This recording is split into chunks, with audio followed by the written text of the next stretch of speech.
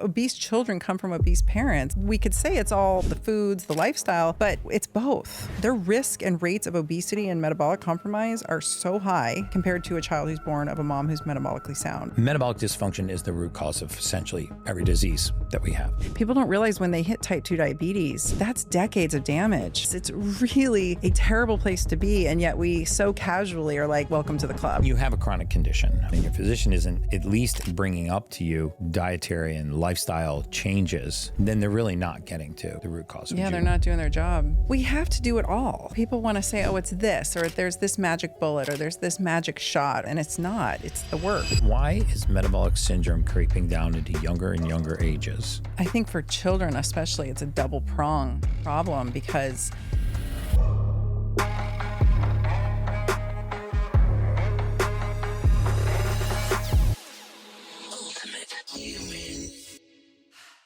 Hey guys, welcome back to the Ultimate Human Podcast. I'm your host, human biologist Gary Brecka, where we go down the road of everything biohacking, anti-aging, longevity, and everything in between. And today's guest is actually somebody I spotted on my own on the internet. I actually really loved her interview on Diary of a CEO with Stephen Bartlett. I've been on that podcast a few times myself. He's an amazing interviewer, and I was just like, wow, this doctor has a story to tell.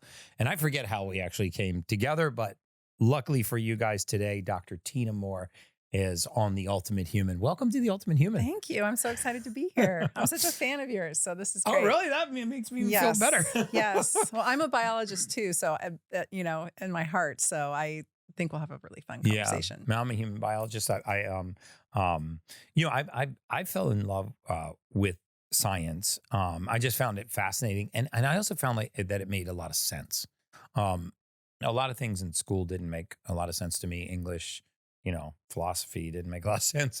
But for some reason, biology just made a lot of sense to me. And I've luckily been able to make a career out of it. But you're a naturopathic doctor. I am. And a chiropractor. I actually went to chiropractic school. You did? Yeah, I went to National College of Chiropractic. Amazing. In Lombard. Where'd you go to chiropractic school? I went to Western States in Portland. Okay. So kind of the sister school. So did you go to naturopathic school here too? I did. Okay. I did them concurrently, which was crazy. But wow. That's tough. Yeah, I don't know what I was thinking, but here we are. I remember watching your interview with Stephen. I know a lot of people might not fully understand what a naturopathic doctor is. I mean, the name sort of tells you a lot about it. So enlighten us a little bit on what that entails in terms of training. It's a 4-year medical program. And in the state of Oregon, we're considered primary care physicians. We have a full license to prescribe, full scope. Wow. It's not this case in every state, though. Not every state's licensed. And really, the way that I think about it is when people tend to understand functional medicine, we are the grandmother of functional medicine. Functional medicine was really appropriated out of naturopathic medicine, and it's truly the root cause medicine. And it is the idea that we utilize nature and the body's innate healing abilities, which jives with chiropractic as well, that the body can naturally, innately heal itself. The cool part about my training was I was blessed to have an incredible mentor who taught me really the art and science of blending allopathic medicine with naturopathic medicine. So I always say, I have a license to prescribe and I'm not afraid to use it because I like that. The goal is really, the way I describe it is, if a patient comes in a litany of pharmaceutical drugs, it's my job to improve lifestyle and function and help them get a leg up so that they can start implementing some of these lifestyle strategies, because it's not that easy. It's not as simple as saying, here, do all of these things that are super overwhelming and good luck. And then we can hopefully get the medications down to a dull roar or out. But I think that there's a way to utilize both and do so in a really elegant manner. I love how you say address their lifestyle, because I think that that's the missing link, in my opinion, in all of our approach to modern medicine. And I don't say that to necessarily attack modern medicine. I just think that if your physician's not talking to you, and you have a chronic condition, or you're obese, or you're struggling with some kind of chronic disease, or you're struggling with an autoimmune condition, and your physician isn't at least bringing up to you dietary and lifestyle changes, then they're really not getting to root cause. Yeah, they're not doing their job. Yeah. We have to do it all. Yeah. You know, people want to say, oh, it's this, or there's this magic bullet, or there's this magic shot, or there's this magic whatever it is. And it's not. It's the work. You have to put the work in every day. Yep. And you have to optimize your wellness the best you can. And we're all different. And we all come in with a different story behind us. We all have different levels of toxicity. We have different levels of abuse and trauma. We have a whole story that we bring, you know, to the visit. And it's not my job to judge how the patient got there. Right. I'm just trying to help them untangle it. Yeah. And you know, I've listened to a lot of your interviews, and I think there's a common theme actually to a lot of my podcasts. If you've ever watched a series of Ultimate Human podcasts, I think that the people that have solved the problem in their life or had a painful journey and emerged from that. Maybe it was drug and alcohol addiction. Maybe it was a relationship, and maybe it was they had Lyme disease and they went on a journey of their own and they figured out this solution. You know, these are the most passionate, purpose-driven people that I find make the biggest impact in the world. And almost everybody that's sat in that seat on the Ultimate Human podcast has had a journey like that. And I heard you talk about your journey with your mother.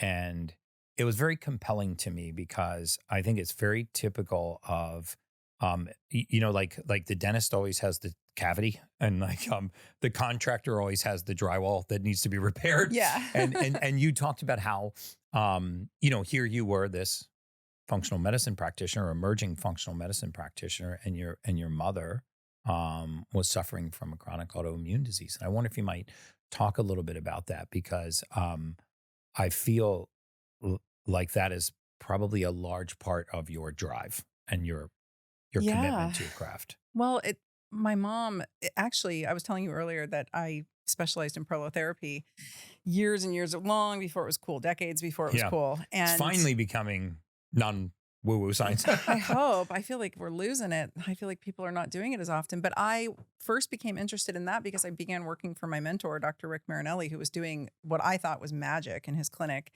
And he told me that there was a way to regenerate joints. And I was like, what? Because my mom had a really long history of hip issues, lots of surgeries as a child. And her other hip was of my utmost concern. I'm like, we got to keep mom's other hip good.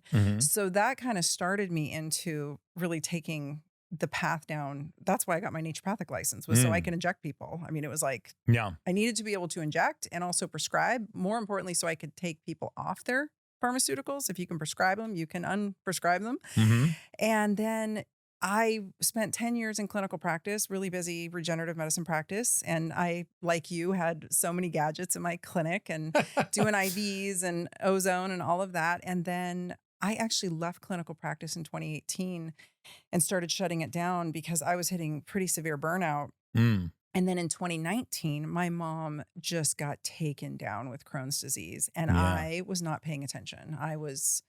It was sort of happening before your eyes, but you were not. I was not paying attention. Yeah. And she kept telling me she didn't feel good. And my mom never complains. My mom is a tough little gal. I call her my little mama. She comes up to here on me. And when I hug her, I put my head on her, my chin on her head. And she was struggling and wasting in front of me. And I have this weird clairvoyance where I can kind of see the reaper after people, and I'm usually spot on. And she was in my apartment, and she came out of the bathroom, and I looked at her and I was like, oh no. Wow. Like, she was in black and white. You know, I was telling you, we were talking about vitality earlier.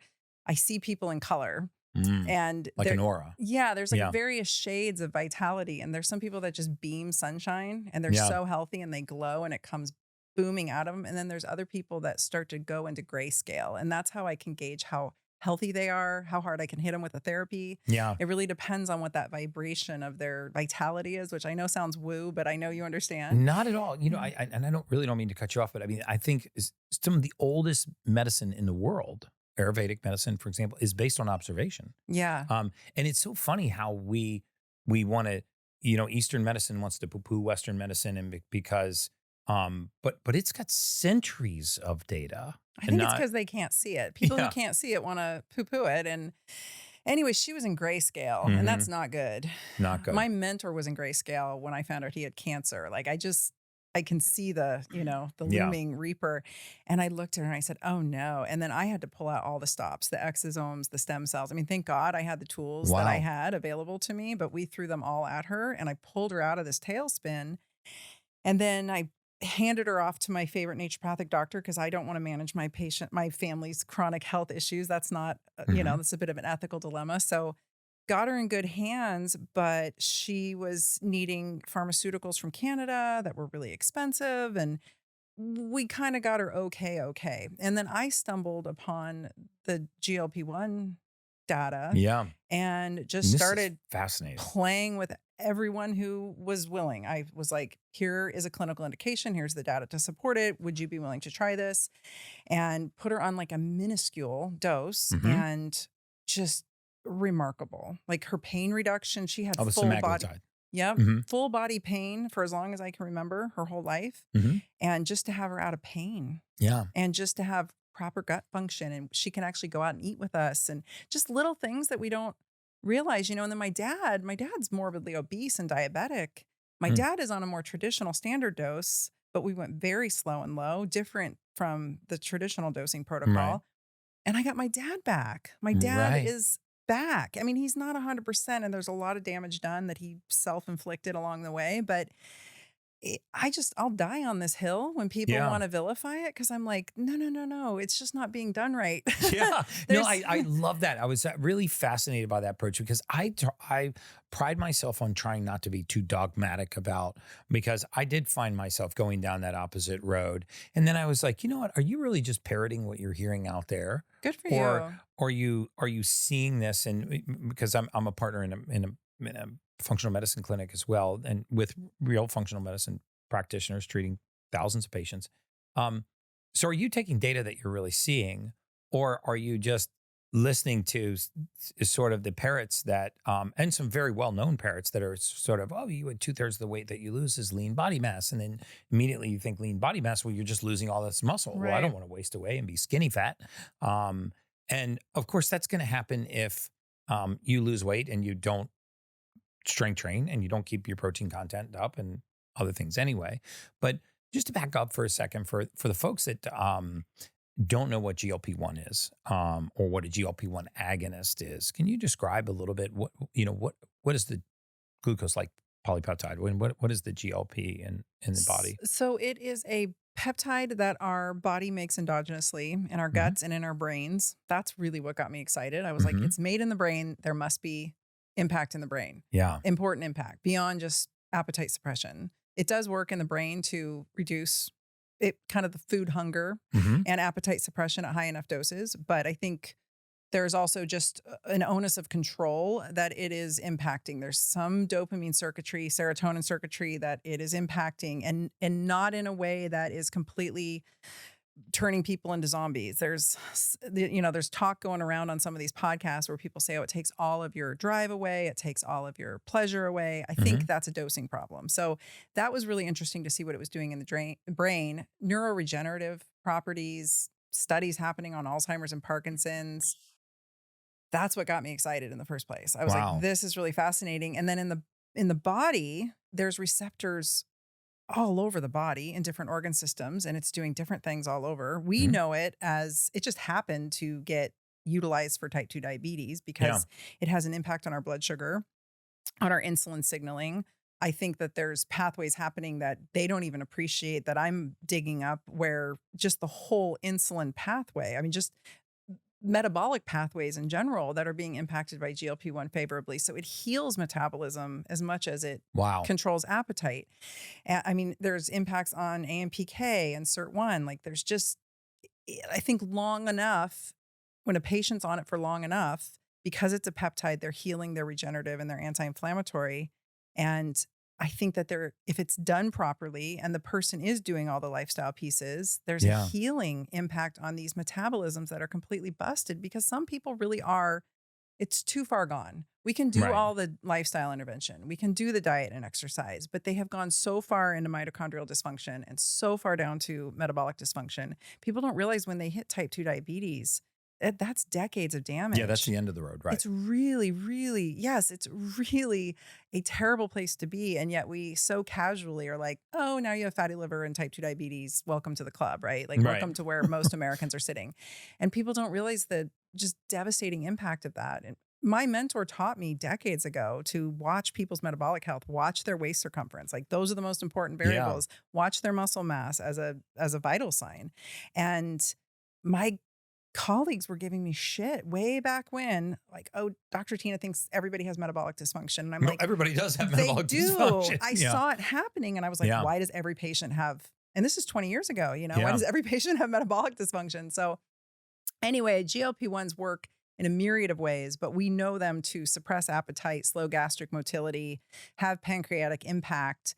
And that's kind of it. And I even see obesity docs keeping it that kindergarten. And I'm like, no. They do so many more things in the body. Hey guys, I'm really excited to announce this. Perfect Aminos has gotten a serious upgrade. They've added nucleotides, the building blocks of our nucleic acids, DNA and RNA. And this is important. We know essential amino acids are the building blocks of protein and collagen. Having all the essential amino acids in the correct ratio is necessary for complete protein synthesis without the caloric impact. But if we want perfect protein synthesis, we need to look at the process of protein synthesis itself. Because if the process is faulty, we won't get the correctly made protein, collagen, fibrin, or the red blood cells in our bloodstream or our muscles. We can even stop creation of specific proteins, which can affect us in so many different ways. Our DNA and our RNA are what direct protein synthesis, building new proteins. If our DNA or RNA get damaged from toxins, harmful bacteria, or just plain aging, we get faulty protein synthesis. So cells, enzymes, and hormones are less functional and we get premature aging. By adding nucleosides and nucleotides, the building blocks of the nucleic acids DNA and RNA, our cells get exactly what they need to help repair faulty DNA and RNA and improve the process of protein synthesis itself. This is next level science, and you need to try these. Now let's get back to the Ultimate Human podcast. Yeah. And I think, too, you pointed out something that I've been screaming from the rooftops. They talk about medullary thyroid cancer. And when Ozempic was first, launched, our clinic director, Dr. Sarda, who's a board certified OBGYN, she was the one that was determining whether or not we would use it in our patients. And she was looking through all the research and I was looking through the research. And I said, the medullary thyroid cancer was really only in the rat studies. It didn't actually happen in the human trial. And you're the only other person that I've ever heard point that out. And then also it's there's a difference between causation, right? And, when something is actually directly related, but when you have a toxic biome, somebody who has advanced metabolic syndrome and they've got type 2 diabetes or they have hyperinsulinemia or, they're morbidly obese, that's the high risk category to begin with. Right. It wasn't the introduction of the GLP-1 that boosted them to, having thyroid cancer. It wasn't causative. Yeah, it wasn't causative. It's correlative at best. And even I think recently they've looked at so many meta-analysis and long-term data, and they're like, we just don't see the link of it causing thyroid cancer in humans or causing pancreatic cancer in humans. Even the SELECT trial that concluded at the end of 2023, the placebo group had a higher rate of pancreatic cancer than or pancreatitis than the treatment group. Control group. Wow. It's just, I don't know. I mean, yes, I think if you shove somebody hard though, because you were talking about cofactors and how you have to have systems in place before, metabolic systems and nutrient status has to be in place before you start slamming people with treatment. Yes. So I do think when you take a group that's already metabolically compromised, already sitting on the edge of some of these pathologies, the thyroid cancer, the gastroparesis, all of those things are more common in those who are diabetic and obese. And then you slam them with something that's going to just shove those metabolic pathways. Right. And they've got low muscle mass and high inflammatory fat and possibly other pathogens and other things going on. It's just like, yeah, what's going to happen? I think really you can send people over the edge. So my theory is always slow and low and just nudge them along. I love that because we've learned the slow and low theory by design, by mistake, Yes. because We've all done that. I've seen our clinical teams in the best interest of the patient say, oh wow, you've got heavy metal toxicity, or you've got high viral loads, or you have chronic mycotoxin or mold spore, or even a low grade viral infection, or even parasitic infection, and then you hit them too hard to get rid of that pathogen, Yeah. and then parasitic die-off, or aggressive heavy metal detox, which we were talking about with your husband before we came in. Those things can make the patient sicker than what they had when they started. Yep. Right, like heavy chelation therapy, or I actually have a staff member of ours that found out on a test that she had certain parasite in her bowel, and then went on a heavy parasitic detox. And ended up in the emergency room. Yep. And made herself very, very sick. Yeah. The thing I think with the GLP-1s and the gastric issues, I wonder, and this makes a lot of sense to me, it shifts the microbiome to a more favorable, less pathogenic microbiome. But I'm betting a lot of the initial experience that people are having, the side effects, is not necessarily due to the mechanism of action of the GLP-1, but maybe from the die-off. Right. When that biome shifts and it's being shifted too aggressively and too fast and furious.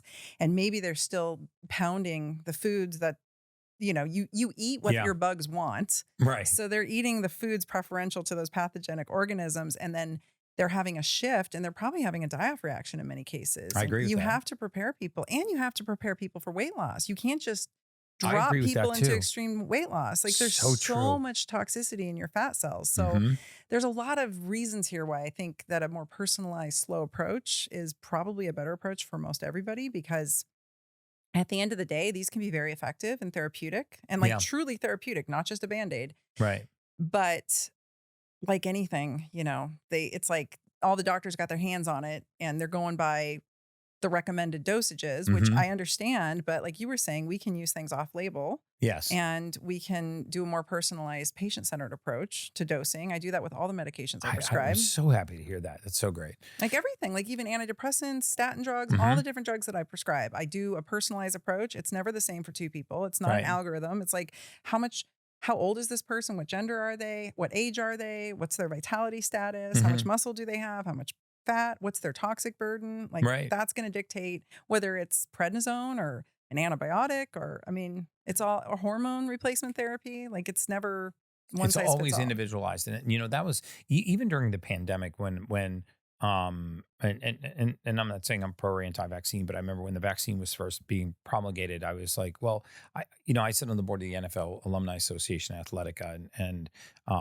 some of our members are like former nose tackles for NFL teams. And so, these guys would come in, and they're 6'5", 6'6", 320 pounds. And I have a 5-year-old niece, and she's 47 pounds. And I was like, okay, this guy's coming into my unit. He's ducking under the door jams, and my 5-year-old niece is hanging out too at 47 pounds. And I'm like, you'll never convince me that these two people get the exact same dose of the exact same thing and have the exact same reaction.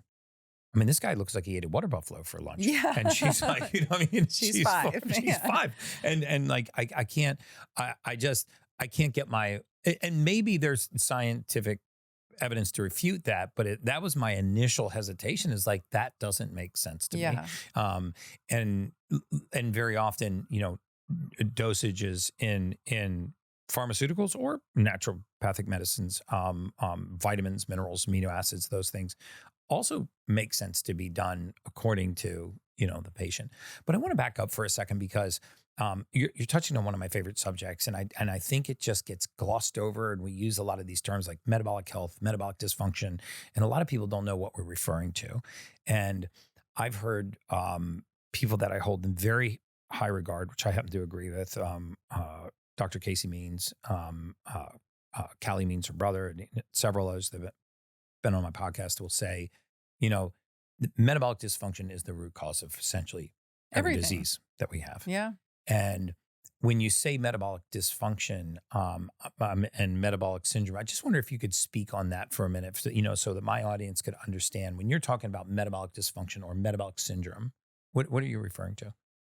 So, a more traditional definition would be, the foods that we ingest and the way that our body breaks them down to be utilized as fuel. Hmm. That would be your metabolism. And Hmm. how do we cellularly process the carbohydrates, fats, and proteins that we're eating? And do they go to the right places and get utilized the right way? Are the right pathways being turned on? These are pathways that run our mitochondria, rev our mitochondria, which are the powerhouses of our cells. But the way I explain it to patients is, something has gone wrong in the environment when I tell them they're metabolically busted. And that's really it. To me, it's like machinery is going, eek. Yeah. Something is wrong. The engine isn't running In correctly. the community, right? Yeah, and we're In the cells. spewing out things that we don't want, and we're not processing things the way we do. And this is all contingent on the person's overall health, their age, their muscle mass, again, their toxicity burden, how they Mhm. came into the picture. It's contingent on their microbiome, their gut health, their hormonal balance and health. There's all of these factors that play in, but at the end of the day, a lot of it we do have control over.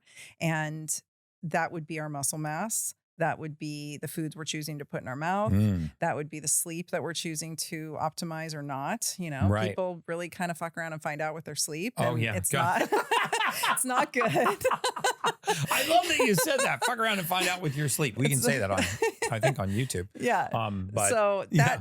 although all of those things, your stress level is really important when it Yeah. comes to your metabolic machinery and how your cells are handling. And your cells are a little, microcosm in of themselves, and your mitochondria are actually bacteria and they're symbiotic. And so we're living with these organisms in our body, and that all of that adds up to how our body takes in these foods and process them Mhm. into fuel and is used as fuel. So there's problems on the intake, there's problems on the outtake.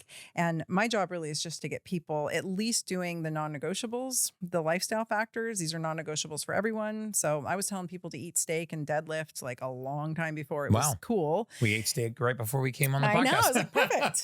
But that back when the health influencers were telling them to go vegan and do yoga, I was Mhm. like, okay, that's nice, but you need animal protein and you need muscle. And Could I'm not really agree glad with it's you more. catching on. And, women Yeah. weren't into it. Nobody wanted to hear it. It was not Yeah. sexy, but it's the not sexy stuff. The biohacking stuff is cool and fun too. But at Right. the end of the day, if you're not doing the basics and putting in the work, then Mhm. you will be metabolically compromised. And then that's on a spectrum. And over here we have, prediabetes or metabolic syndrome, as they call it. They used to Mhm. call it syndrome X. That's what my mom was diagnosed with when she was right when I met my mentor and went to work for him. She was in her 40s. She had gained a tremendous amount of weight. Menopause was kicking her ass. And I didn't know my mom for a minute. I was like, who is this woman that has taken over this body? And I think a Wow. lot of women can relate to that. Or all of us probably saw a woman in our lives go through menopause and we were like, what is happening to this poor woman? Yeah. And she gained a bunch of weight. And this is back when they called it Syndrome X. Do you remember those days Yeah. before it Yeah. was? And my mentor, Rick, diagnosed her with Syndrome X and told her to go lift weights and to, Good for him. stop eating white foods and Yeah. don't worry about cardio, go build muscle. And this was back in the early 90s. Wow. Good for And him. so we were like, do what? Yeah. We're not supposed to go elliptical ourselves into oblivion. So I watched it progress for her though. And I watched it really derail her health. And that for me was very eye-opening. And I did not want that for myself. And my whole family on both sides is a bunch of little apple-shaped diabetics at the end of the day, and it's I terrible. just I I shouldn't know laugh at that. I hit 40 and I was like, that is not going to be my fate. I'm not. Right. I'm going to listen to what Rick told me to do. I wasn't listening, and I didn't Yeah. listen for a decade, and I was like, okay, I'm going to do it now. So Well, I love what you're saying because, I often talk about that too. The longevity and optimal health is not found in the exotics. It's really found in the basics. I have a sincere belief that sleep is our human superpower. Yes. I really think sleep is our superpower. I really focus on sleep. I schedule all of my meetings and travel around sleep and exercise. And when I made that shift, it had made a dramatic change in my life. And I've learned to bookend my sleep with a routine to go to sleep and a routine to wake up. And I do it religiously. I've done it every day for probably 40, I want to know what it 50 is. a month. I'll tell you. It's pretty Yeah. simple. It's very portable, and I post about it all the time. Like I'll do these intense travel schedules. Like 9 cities in 11 days, and some of the cities will be on opposite sides of the world. So I change time zones a lot. From Miami, LA to New York to Dubai. Bahrain, Abu Dhabi, back to New York, and I'll post sleep scores, and I like to do that. And sometimes I'll say the night before that I'm going to post them the next morning, and then I get nervous. I'm like, shoot, what if my sleep score really sucks tonight? But I think so few people have a routine for their sleep, and when you ask them how do you go to sleep, they just go, well, I go to bed, and I'm like, well, what time do you go to bed? Well, whenever I'm done my workday, or whenever I'm finished dinner, or whenever I'm done watching TV. And I think sleep has a tendency to really get bullied in our schedule. It's like, it's like the stepchild of our schedule. And so I just have a simple routine. I call it contrast therapy. And when I'm at the house, I'll do 20 minutes in a dry sauna and then a 1 minute cold plunge, not trying to cool myself down too much. But when I'm traveling, I'll just do a contrast shower, like I'll start with a warm shower, and then I'll turn the water as hot as I can get it on my spine. And I'll stand there for about a minute and a half. And then I'll step out of that water stream, turn it as cold as it'll go. And I step into that stream of water, and then I just deal with it for a minute. And then I turn the water off, and it breaks that catecholamine cycle. I find out that whatever I'm thinking about, I stop thinking about that. Nice. Because I'm mildly miserable for a period of time, right? So if I was like, hey, did I get everything on my grocery list today? Did my belt match my shoes? What time am I speaking tomorrow? It just blows those catecholamines out. I take a sleep mask with me everywhere I go, just a $6 soft sleep mask that goes around my head. Very simple, but there is zero light getting through there, because Andrew Huberman was the one that turned me on to how little candle wattage it actually takes through the eyes to raise cortisol. Yep. And if you shut the lights off in an average, commercial hotel room, even at the Ritz-Carlton, there's light coming through the blinds. LEDs. There's an LED clock on the nightstand, and then there's 5 other lights on around the room, and then the bathroom light never really goes off. Yeah. And so I use a mask, and I sleep with the room kind of obnoxiously cold, which my wife doesn't love. But she's learned to sleep in it too. So I drop the temperature another 2 degrees. And then I have a breathwork technique that I do in bed. And if I'm going to be on my phone, I'm on my phone before I get into bed. And then when I get into bed, I put the eye mask on, and I just do this breathing technique, long, slow in through the nose, about a 3-second pause, and then out through a straw. And I imagine, it sounds really corny, but I imagine taking all the thoughts from my head and breathing them into my lungs, and then breathing them out. Oh, I love that. So I actually focus on that. I'm like, okay, all these things that I'm thinking about, okay, what time am I going to be on stage tomorrow? I got to take that thought, and I just pull it into my lungs, and I just breathe it out. I'm telling you, if I make it through 10 rounds of that, something's wrong. And I've been tracking on my sleep aid how long it takes me to fall asleep, and it's been less than 5 minutes for almost 31 days now. And sleep scores are usually between like 98 and 100%. And then in the morning, within 30 minutes of waking, I do breath work and find the sun. And that's it. Go find the sun. Yeah. That's I know, you got to get outside. And And so those are the little bookends that I use for sleep. And I'm just telling you, like, my body knows that if I'm doing breath work, it's within 30 minutes of waking. If I'm doing a contrast shower, we're about to go to bed, right? When things get really, really dark, it's time to go to sleep. And definitely if I'm doing the breath work, and something about giving my body that routine, so it's relied on it, that's my sleep hack. And it costs you zero except for the sleep $6 mask. Yeah. That's the only expense. So nice. And then the earplugs, and it's got to be you're going next level. It's got to be like blackout, like a tomb in the room. Mm-hmm. That's a big Does hubby snore over there? He snores a little. Oh, he does. We'll work on that next. A little bit, but it's cute. Well, it's cute snoring. No joke though. We met in 2019, and I was at the point where I was like, I will not date someone that's going to mess up my sleep. So you've got to be a good sleeper. And there were men that I was like, I like you, but you are a terrible sleeper, and I'm not. You're a terrible sleeper. I will not mess with my sleep. That's so I will good. not have it compromised, because it's everything. And your metabolic health, it takes like 2 nights of poor sleep to have your metabolic health shift in the wrong direction.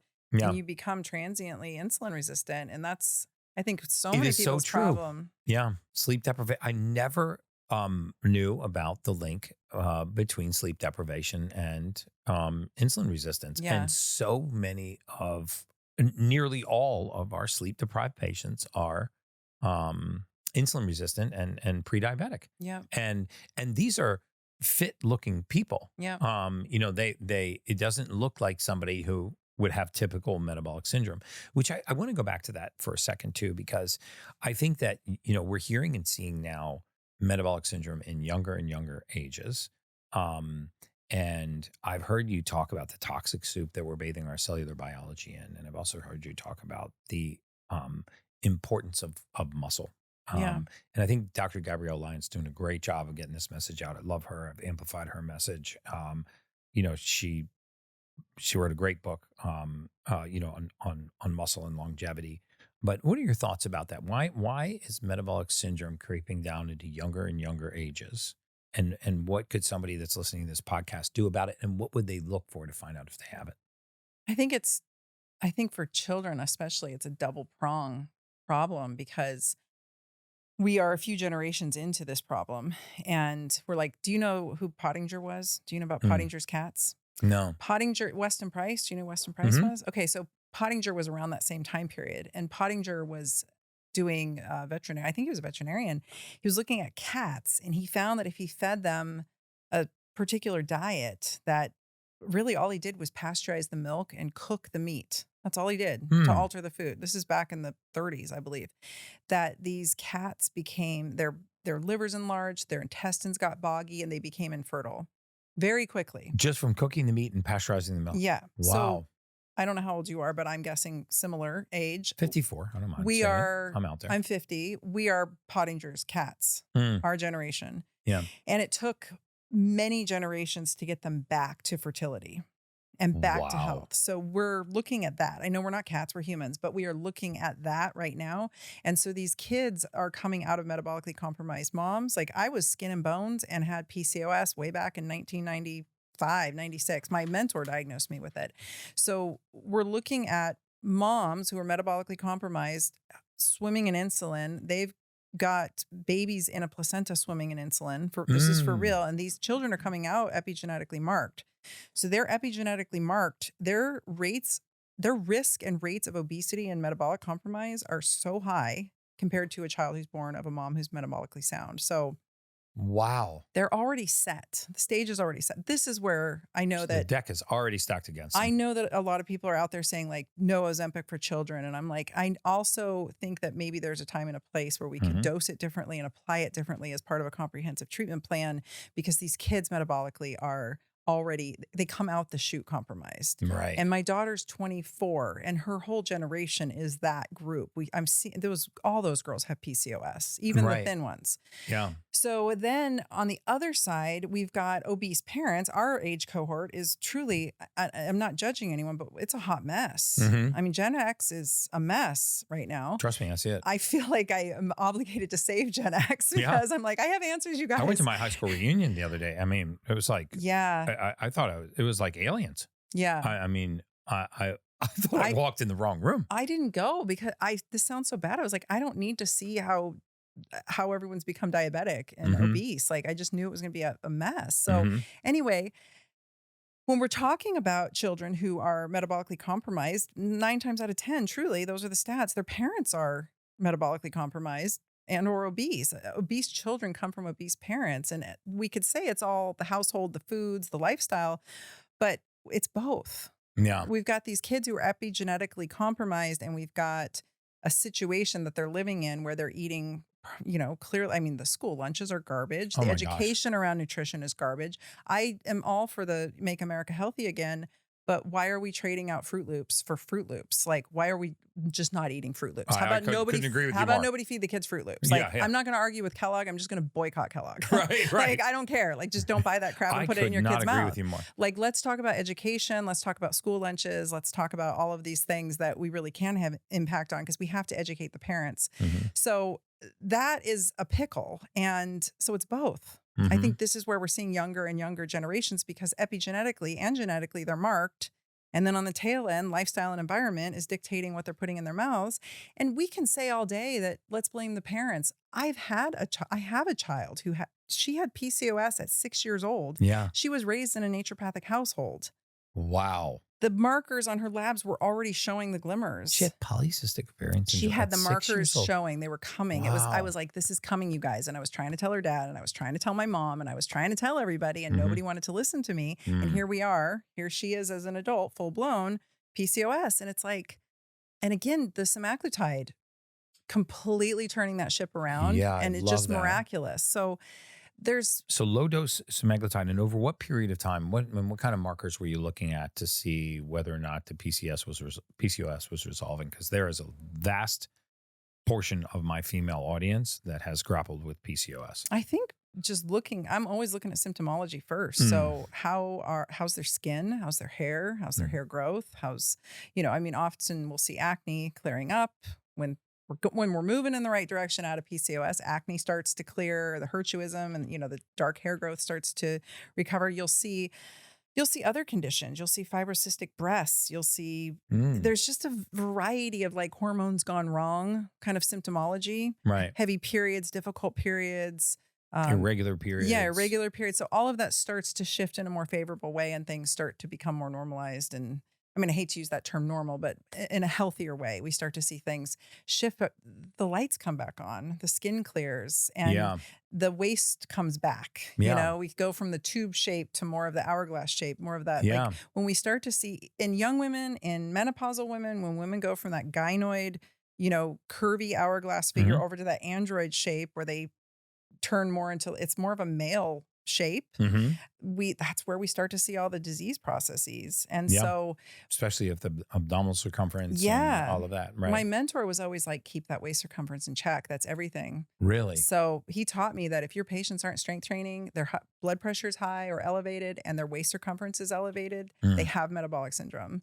Period. And I think classically it also had to have like, elevated insulin, high triglyceride, hypertension. But I think, what we've noticed in our clinical practice is if you take, all of those as individual processes, like elevated hemoglobin A1C, hyperinsulinemia, hypertriglyceridemia, and waist circumference, and hypertension. Right. People think if they only have one or two of those, they don't have metabolic syndrome, but that's the foundation starting to crack. Those are the early glimmers. Yeah. So I'm looking at patients and sometimes they're the hardest to convince because their labs don't add up to anything that looks horrific. Right. But when you put it together in a functional way, it's like, I'm telling you the story that's coming. Yeah. I'm telling you what chapter 11 is. You're on chapter 3. Here's what's coming. You stay on this path. It's going to get worse. It's not going to get better. Yep. And you will end up here. And then there's the extreme version of that. But people don't seem to, longevity is such a trendy word, but people don't really seem to have any future casting. You tell skinny female Caucasian, skinny white girl disease, that's osteoporosis. You tell these very thin, light-haired, light-eyed, very thin women. I'm seeing them all over Miami, very thin women. And I'm like, honey, you're going to break a hip in 20 years. Yeah. And that's not a fun game. Like that's the end of the road. And you're lucky if you live through that. And if you do, you often will end up with pneumonia in the hospital, or you've got a very high increased risk for death over the next 2 to 5 years. It's huge, up to 10 years. And they're not looking at that. They're like, how thin can I stay for how long? Right. When you're 40, you don't want to be rail thin. No, you need to have muscle on you at the very least. And then there is a protective mechanism, I believe, to a little bit of fat. Yeah, I couldn't agree with you more. And when I was in the mortality space, that was the femoral neck break was the kiss of death. And so many people thought that, grandma fell and broke her hip. But the truth is that her hip broke and then Grandma's she hip fell. broke and then she fell. Yeah, because that osteoporotic section, went to the femoral neck and she would be, standing there doing dishes and crack the hip breaks and she'd fall. And they were like, oh my gosh, this fall caused this fracture. And we were like, well, no, the fracture caused the fall. And this is just indicative of how far progressed that condition is. And I think that's why it's actually not the fact that you have a fracture in an older ages. I think it's the fact that the skeletal system can't support itself. So now, everything's gone downhill. And osteoporosis really at the end of the day is diabetes of the bones. And osteoarthritis is diabetes of the joints. It's metabolic dysfunction of those regions, and the bones and the joints and the muscles are all BFFs. So if you've got no muscle mass, you've got no bone mass. Yes. And you've got terrible joints or they're coming. It's all happening, and malnutrition is a huge driver of that. And full admission, I was anorexic for a long time. Were you really? And if you look at my cartilage under ultrasound, it is thin. So I'm always trying to do whatever I can to beef things up because I'm paying the price for, an anorexic teenage years. I was very malnourished purposely. I was very purposely malnourished. And I look back on it, I'm like, oh my God. What do you mean by purposely malnourished? Well, I went vegan. Okay.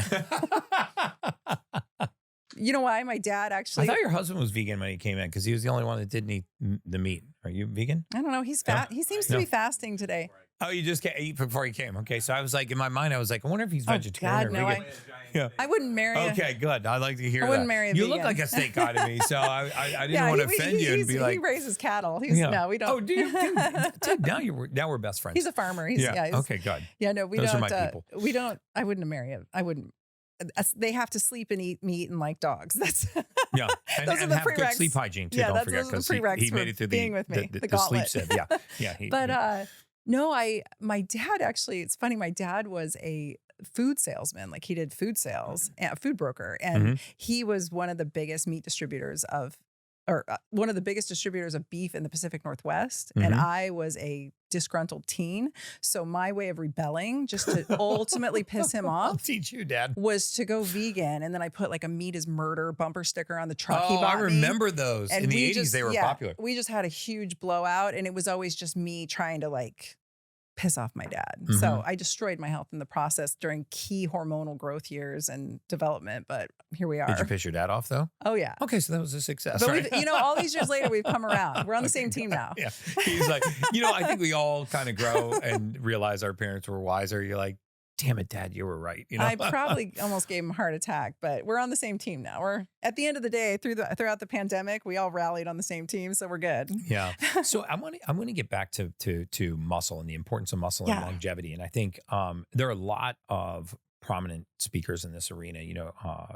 Dr. Tia and his book Outlive, and Dr. Gabrielle Lyon. Starting to talk about muscle thinking of it as an organ. Yeah. And the organ of longevity. I've even heard, Dr. Lyons use that term, muscles are organ of longevity. We don't even think about our muscles being an organ. And so, especially for the women out there, talk a little bit about the importance of muscle mass, because I think women associate with being muscular with being manly, meaning man-like physique. I don't want to be bulky. And it's hard, I think, for women to put on enough muscle to be bulky. I can't. I don't even look like I lift, and I work really hard at it. It's hard.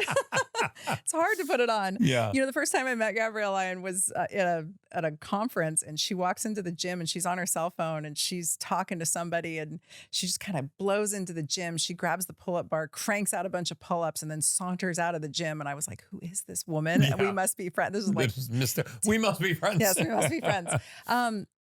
So I went into muscle because I wasn't listening to my mentor, and actually he was dying of cancer, sadly. And I know myself. And when I am grieving, I waste. I mean, left to my own devices, I will waste away. And I knew it was coming. And I took over his practice. It was like 2 years of watching this demise, and it was really painful. Wow.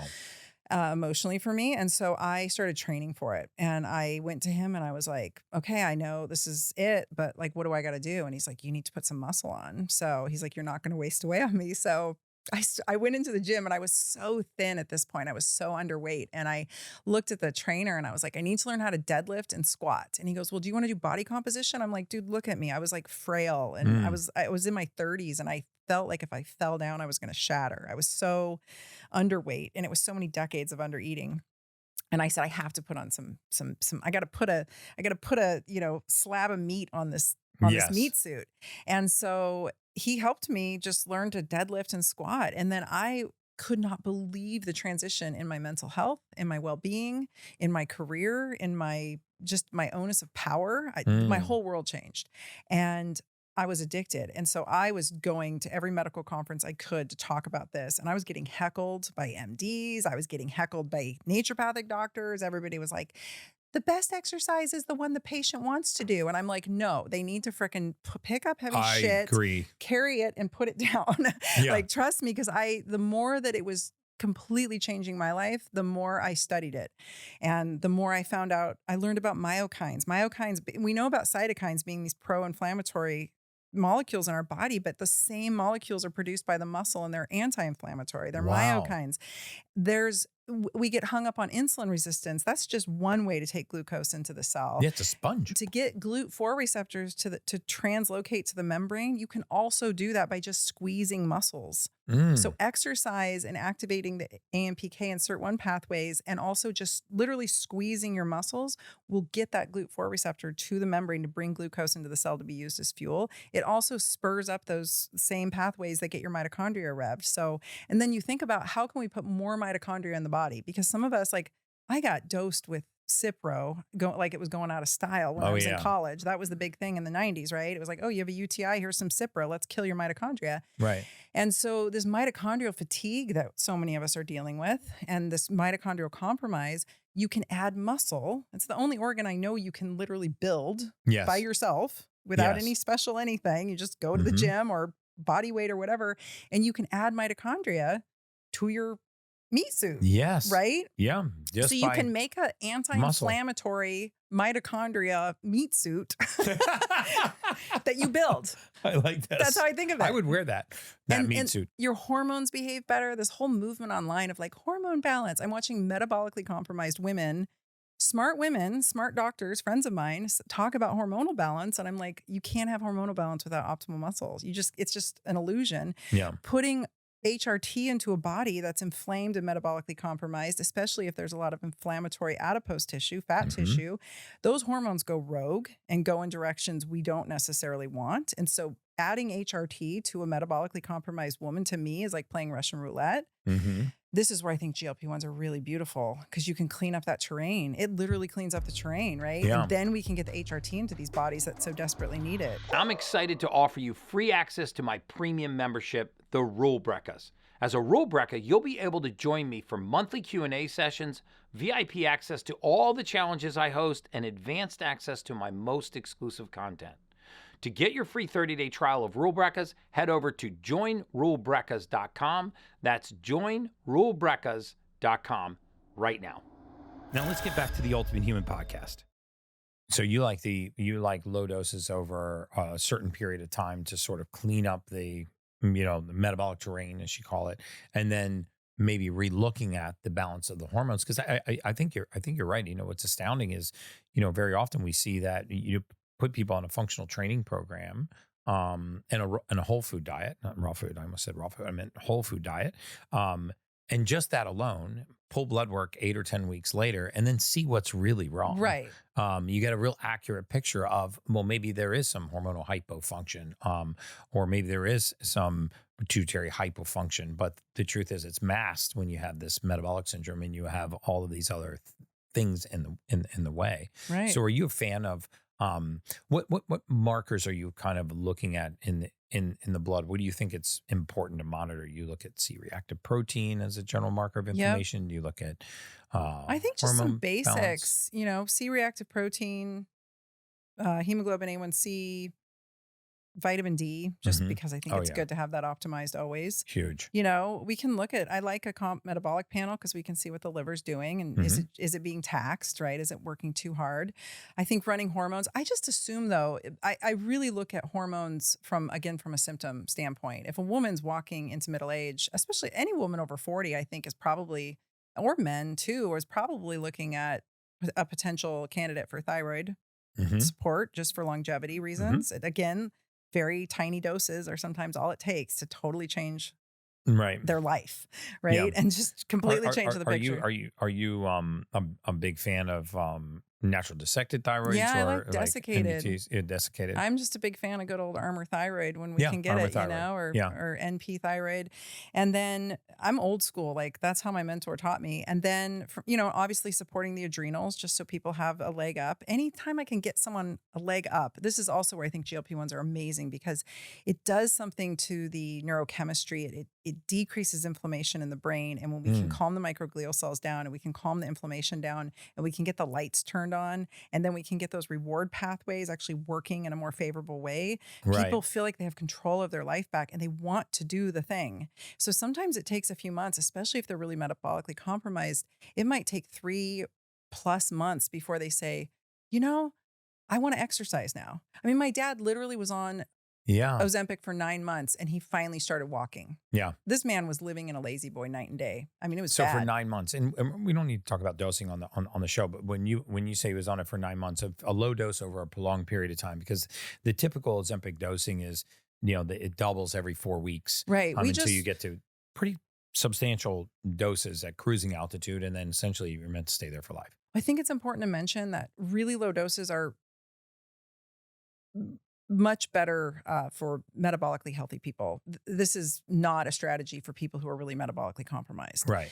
But that doesn't mean we need to go fast and heavy. So he definitely is on more standard dosing, and he has had no side effects, even at doses that would make me fall over and end up in the ER. So folks who are really metabolically healthy can handle these tiny, tiny doses because they have good muscle mass. And maybe, like you were saying, like these people don't look like they have blood sugar dysregulation, but they do. Or maybe they have cardiovascular disease risk, or maybe they have cognitive issues, or maybe they've had, and I'm thinking in terms of like traumatic head injuries, life of massive stress, like what's happening to their brains. And so I'm using it in a neuroprotective, cardiovascular protective way. But those who are metabolically compromised, have more weight to lose, they definitely are looking probably at more traditional dosing, but I'm still a fan of going slow and low. And I think that the medical establishment is catching on. I'm looking at data that different groups, medical groups are sharing. This one group out of Italy was talking about personalized dosing. Wow. And while they were still using higher doses, they went much slower and really just meeting the patient where they're at. We don't have to dose people. Do you go frequency? Do you change the frequency? Because most of these are dosed in weekly It kind of depends on the person and what we're going for. So I know of people who are doing it,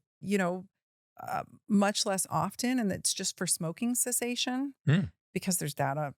They're doing studies on alcohol cessation, smoking cessation, opioid cessation. Like, I don't have any personal experience with opioid or nicotine, but alcohol for sure. The vast majority of the patients in our clinic system, I would say I just don't feel like drinking. Don't want it anymore. They literally have no impetus for it, and do they know what that mechanism is? It's maybe it's the satiation mechanism.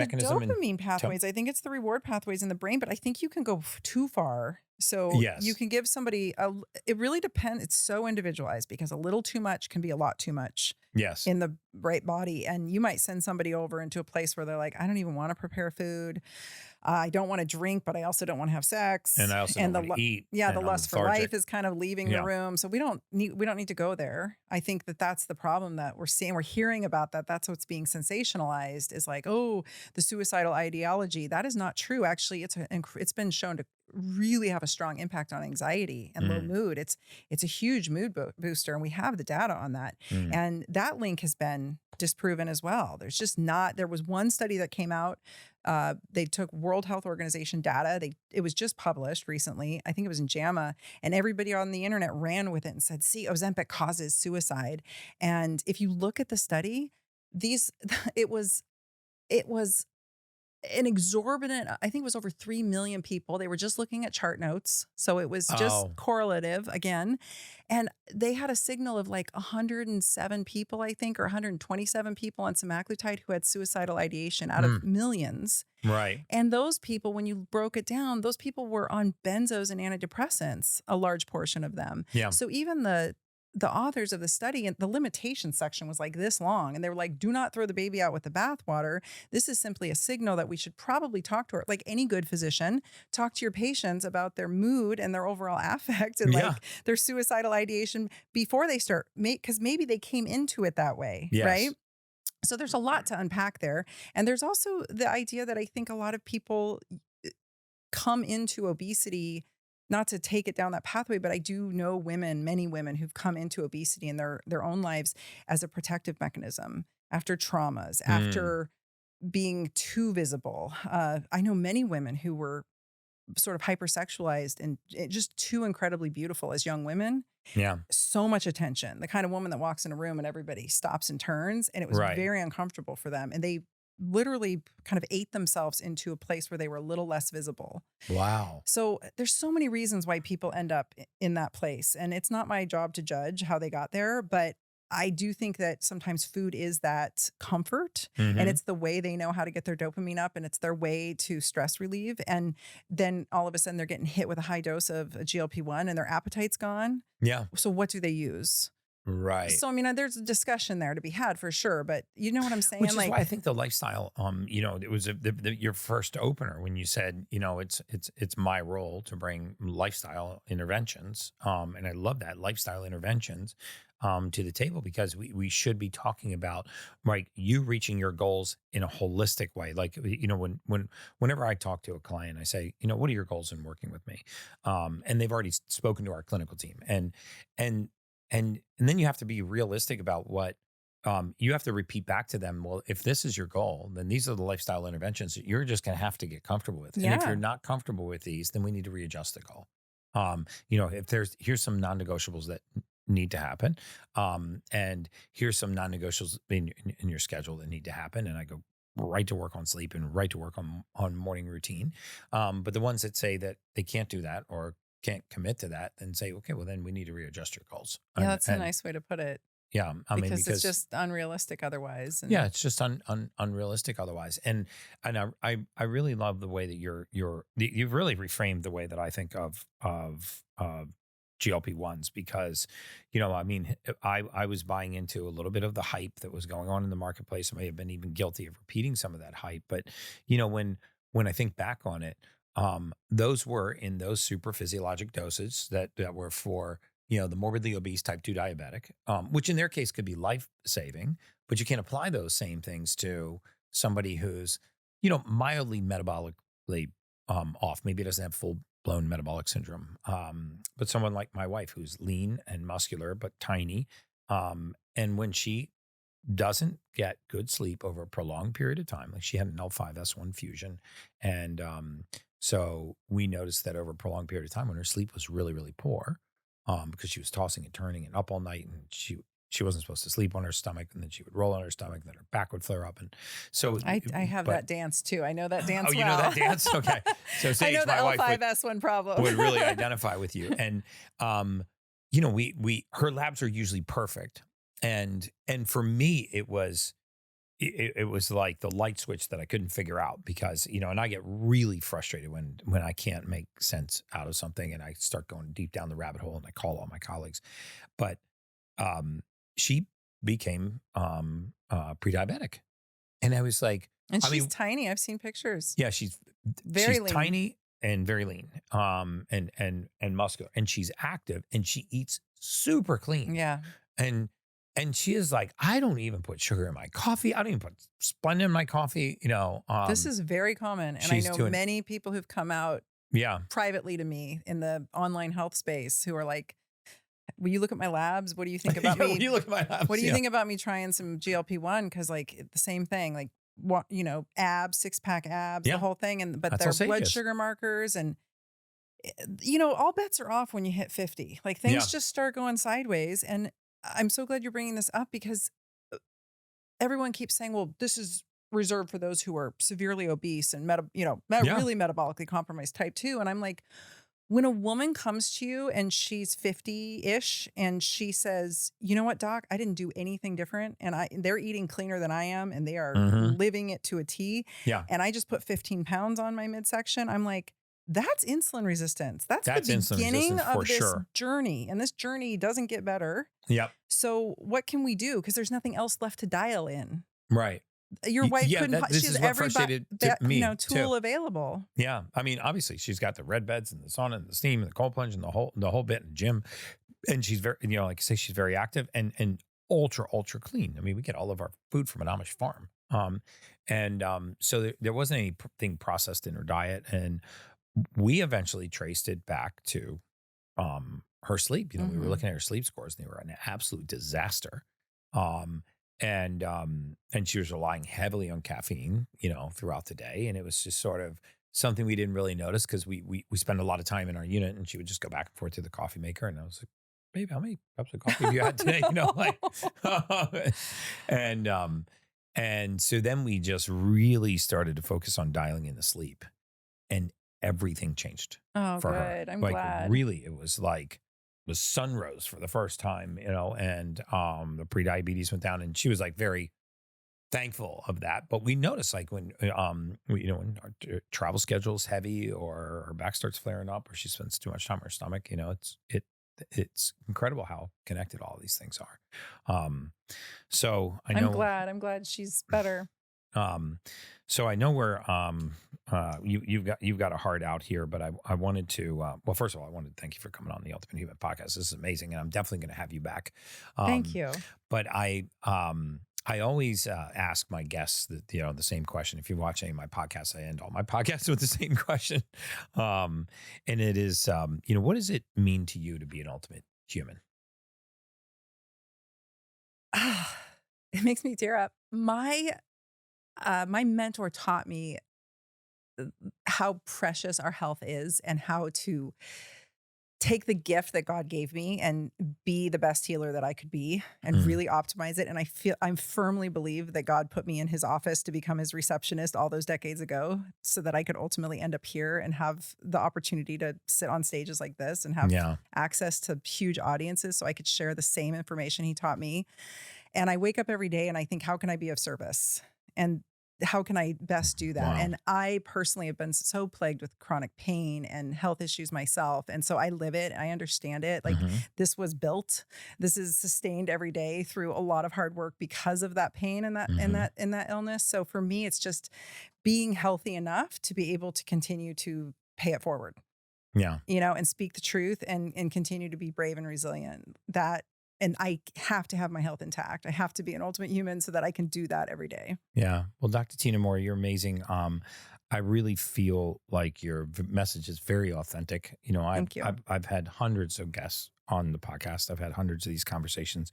I can just tell the authenticity that you have and how much you care and how curious you are, which I think is likely the most attractive characteristic in a person is when they have that intellectual curiosity to just want to learn and figure out more and then share it with the world. So thank you for coming on the Ultimate Human Podcast. And I'm definitely going to have you back again. Thank you. Such a pleasure. And as always, guys, that's just science.